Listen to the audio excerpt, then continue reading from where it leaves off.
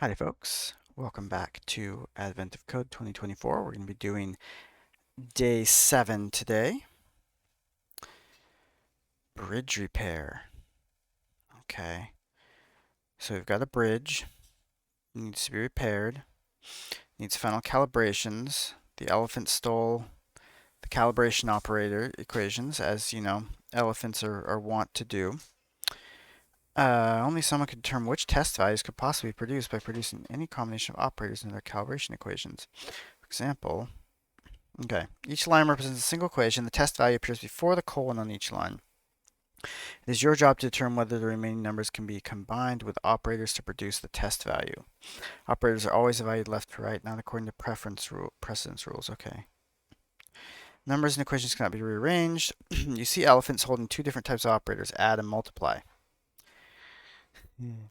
1019 is only one position accepts an operator. Choosing plus will give 29. Choosing multiply will give the test value. Okay, so basically we have to figure out what operators go in between these to get to this value. This becomes interesting if you get longer. So like here, there's 3 positions, which means we could have pluses and all, multiplication all, or a combination of both, and we have to test all of those to figure out exactly what we're going to do here. They just need the total calibration result, which is the sum of the test values from just the equations that could possibly be true. That doesn't make sense to me. Why would they not need the actual numbers? But who knows? So in our example, it's 3749. All right, let's take a look. See what we get. So we've got our sample. So processing this, how would we process this? So I think what we can do is we could probably try splitting on the colon first, and then we know whatever's on the right is going to be those numbers, then we just split those by space and do a trim on them to get rid of that. So let's start off with that.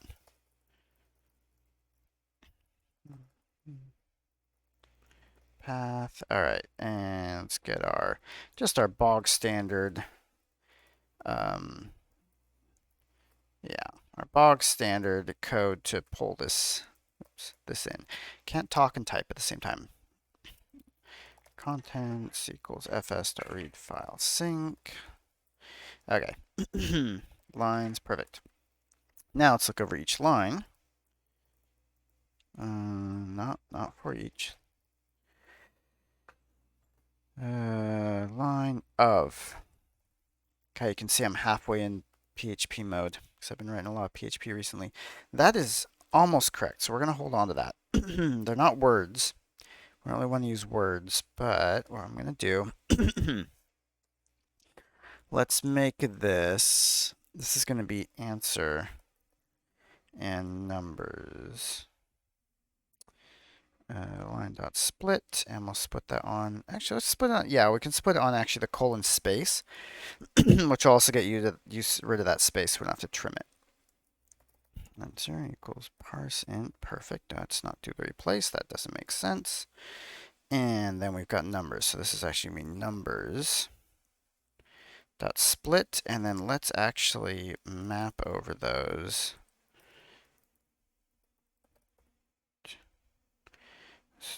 10. And that way we get the actual integer value of it. Then this should not be words. I want to call this numbers string because I want to call this numbers. And all right. So now the question is, what do? We have these numbers now. We want to insert operators in between them and figure out if those operators actually become the answer. So what I'm thinking is we're more interested in the spaces between these rather than the actual numbers themselves. So that means we actually just could loop over the list of numbers -1 and just treat that as the space between that number and the one after it, and then just figure out what to go from there, which I think if we get, so let's do this. Let's get our list of operators. Plus and traction. Thing is, thing is, we're going to need to, for each one of these, God, that's actually going to be a little difficult because, like, for this one, we're going to need to try plus and minus here, or plus multiplication here, plus multiplication here, plus multiplication here. And if we just loop over those and loop over the other two, we're not going to get that. Because we actually almost want to do a recursion here. So for each space, we recurse in two directions. Yeah, and then we get plus or multiplication. Then we do two splits, like a tree split. Let's try that, I think. Let's see what we can do with that. So we need to loop over all of our numbers. And while we're looping over those numbers, we just need to, or we need to get the space in between the numbers and essentially recurse over all of those. Let's just see what we can do there. So, make a function, do my, well, you know, what is this? Add operators. List, position. So, that's not really what I want. Position is above or equal to numbers.length. Then we're actually just going to return just like that. And the reason we can get away with this, normally in recursion you want to return something to roll up, but because we're going to have this list, I think we can modify the list as we go. I think that should be fine. That might cause me some problems, so we'll see. Let's do loop over all the operators. And so what we're going to do, we have our position. So if we start 0, we actually want to modify we want to insert after that. So what I want to do is I want to say list.insert. Is that actually a function?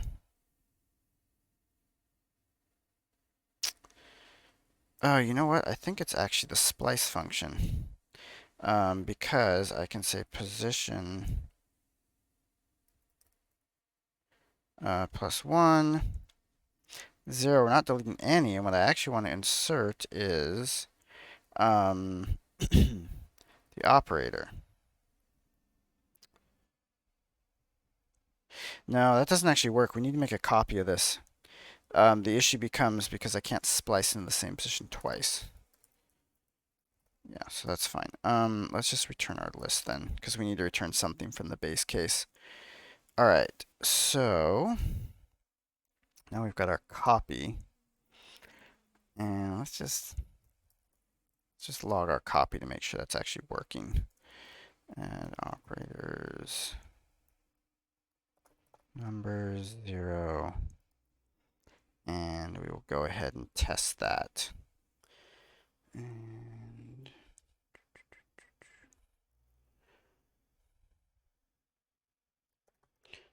part 1. Numbers is not defined that. Yeah. Should be list.length, not numbers. Okay. All right, yeah, so you can see there it tries that. That works. That actually works quite nicely, except let's just take that out because clearly I don't actually want to put a list in there. Okay, so now, very good. What we need to do then is we recurse, okay? We add operators on position. Yeah, position plus 2 makes sense, I think. Let's see what that does. Okay. 0, 1, 2.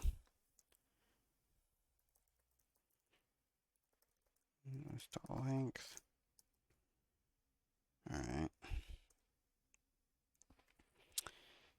Huh? Where am I going to go? Oh, did I not? I didn't save it before I ran it. Okay, 0, 2, 2, 3.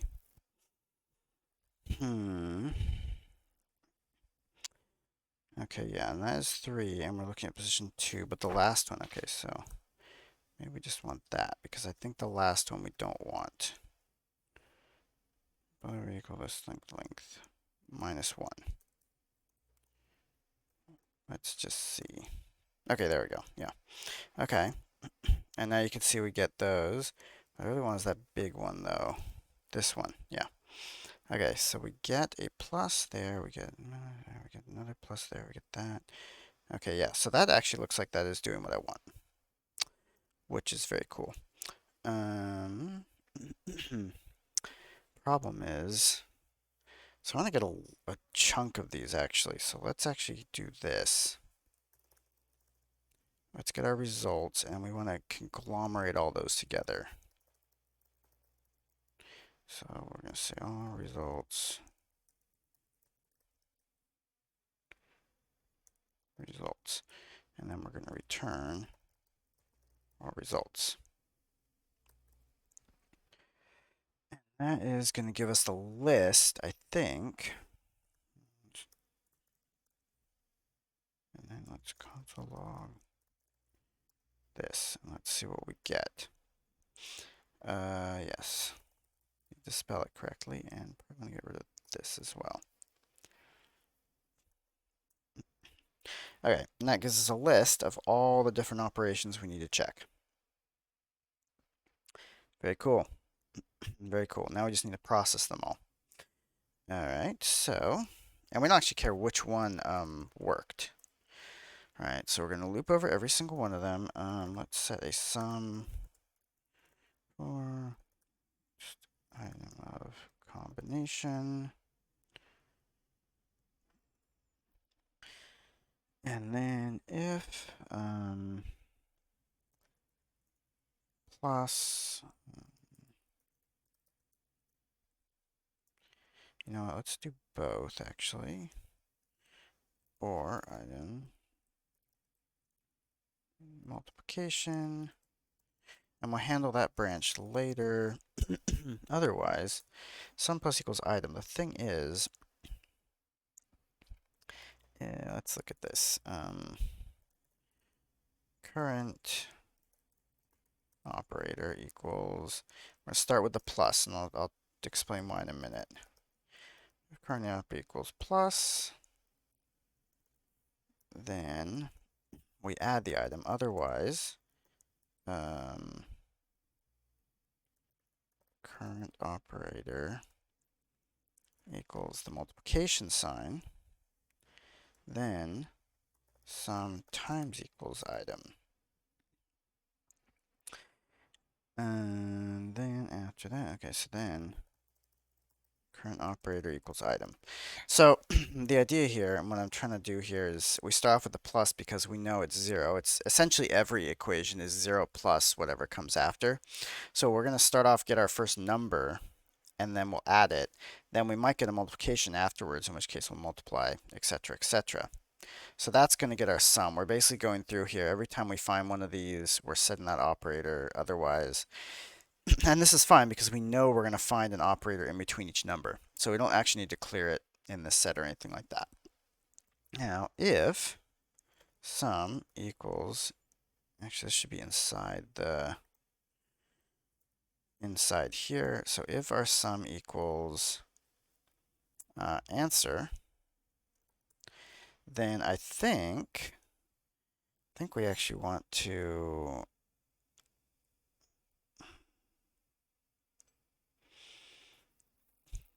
what is this?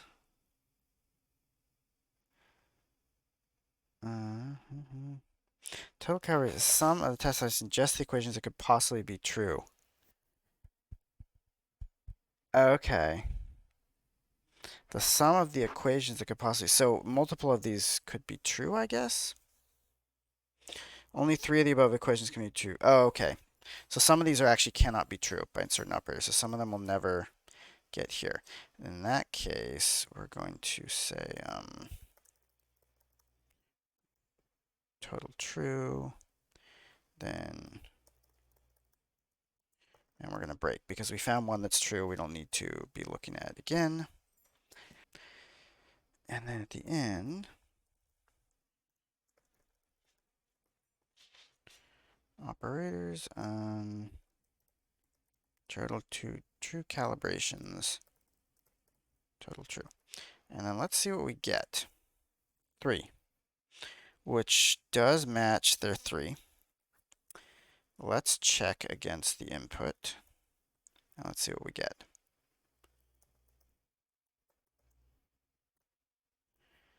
Run this against. Oh, it's not total. I need to add up the sums, not get the total.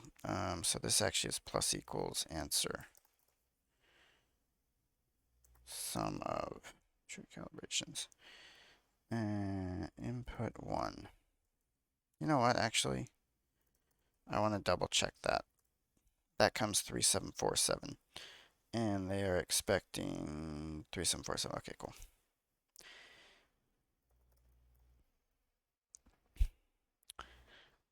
Okay, that's a very large number. Correct, cool. So before we go on to part 2, let's take a look at our algorithm. Get in our data. We have our operators. We have a recursive function for adding the operators that basically branches on every number, adding those 2 operators in. It could also add a 3rd operator in there if I desired. And that returns essentially a long list of possible equations for us to try. Again, using the recursion. Whenever you have something that branches like that or has multiple possibilities to go off of, recursion is often an easy way to solve that problem. You can do it without recursion, but the code is often messier. Now in here, we go over all our lines, we get the answers, we get the numbers by splitting. We parse all our numbers, and we call our recursive function to add in all of the possible number sequences for us to check, and then this for loop is basically just the actual check of that here. I mean, we run over every combination, and we actually just looking at these particular operators, we figure out, do we add, do we multiply, stuff like that. If the answer matches, then we add that answer to our true, and there we go. What do we have for part 2? Total calibration is nowhere close to being within safety tolerances. Well, yeah. Some well-hidden elephants are holding a third type of operator. These are some very interesting elephants. Concatenation operator combines the digits from its left and right into a single number. For example, 12 to become, all operators are still evaluated left to right. Here's the thing. That is actually going to make that number bigger. Because I'm pretty sure these concatenate. Well, actually, I feel like these concatenated are going to be bigger than adding them or multiplying them, but let's see. Okay, yeah, so see, it is bigger. All right, so that 3 more equations that can be made true. Okay, so let's take a look at this. This is honestly so small that I almost don't even want to like make a new code copy, but basically we go in here. Because of the way we built this recursion using this, it already now generates appropriate data. Like everything's been generated. We just have to go in here, else if current operator equals the bar. And so concatenating 2 numbers together, it's not the hardest thing in the world. So we're just going to do this. I'm actually just going to turn them into a string, some item, and then call parseInt on that string, which is not the most efficient way of handling this. You can also do some fun stuff with other numbers and stuff, like figuring out, oh, how many digits does this have? Okay, well, I'm going to multiply that by 10,000, for instance, which is going to be less work overall, but this is not a big deal. So let's go ahead and sample 2, and let's take a look at part 2, not part W. That's not really going to be helpful. And what happened? Sample 2. Oh, because I put sample 2. That's fair. Still sample 1. Okay, 3747. Did that do what I think it is? Oh, maybe that didn't do it. Maybe there's something more complicated to that than I thought. Let's check this. To check. Let's just see what it's checking over. Okay. No, that is working. That is definitely working. But according to this, that can be made to the 156. So what do we get from that? 15. Is that even something in my sample? Yeah, there is. Okay. This is the fourth one down. 1, 2, 3. Yeah, okay. So this one should have made that happen. Let me see. What are we coming up with here? Let's just see what we get out of that.